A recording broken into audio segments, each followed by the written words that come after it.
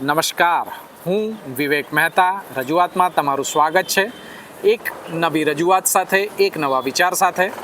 રજૂઆતમાં આજે આપણી જે અગાઉની રજૂઆત હતી તે એટલે કે ચાનોદ મુકામે આવેલ નાળાને જે બંધ કરવામાં આવ્યું છે, જે ભારદારી વાહનો માટે બંધ કરવામાં આવ્યું છે, એ નાળા બાબતે આપણે રજૂઆત કરવા માટે આજે માર્ગ મકાન વિભાગ પંચાયત ડભોઈ ખાતે આવેલ, જ્યાં આપણને માહિતી મળેલ છે કે આ નાળાને નવીન કરવા માટે 11/8/2025 એટલે કે 4 મહિના પહેલાં દરખાસ્ત કરી દેવામાં આવી છે.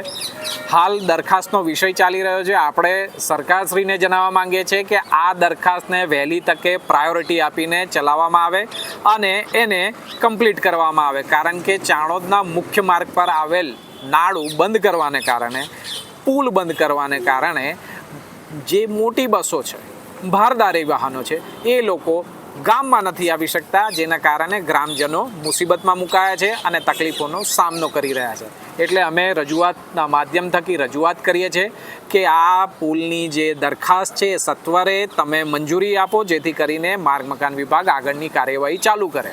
નંબર 2, આ બાબતે પ્રાંત અધિકારીશ્રીને 8મા મહિનામાં જ્યારે ખબર છે કે એસટી વિભાગ સહિતની બસો આ જગ્યાએ નથી આવી રહી, તો આ દિન સુધીને જે બસો નથી આવતી એ બાબતે શું પગલાં ભર્યા, કારણ કે બસો નહીં આવવાના કારણે ગામના લોકો, ગામમાં વિદ્યાર્થીઓ ખૂબ યાતના ભોગવી રહ્યા છે. અમે રજૂઆતના માધ્યમથી પ્રાંત અધિકારીશ્રીને પણ રજૂઆત કરીએ છીએ કે એસટી બસો તાત્કાલિક ચાનોદ મુકામે આપવામાં આવે.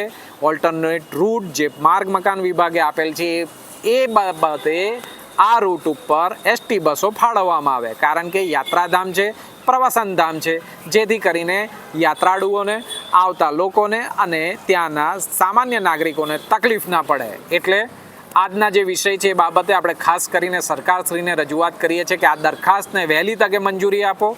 અને નંબર 2, પ્રાંત અધિકારીશ્રી એસટી વિભાગને તાત્કાલિક આદેશ આપો કે ગામમાં એસટી બસ ફાળવવામાં આવે, તાત્કાલિક બસ ફાળવવામાં આવે અને લોકોની તકલીફોનું નિવારણ લાવવામાં આવે. મિત્રો, અમને આશા છે અને અમને વિશ્વાસ પણ છે કે તંત્ર તાત્કાલિક આ બાબતે કાર્યવાહી કરશે, લોકોની તકલીફોનો અંત આવશે.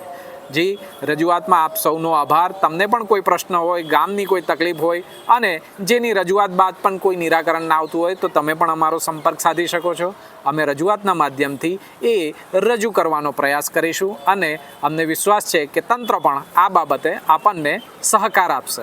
આભાર. ભારત માતા કી જય.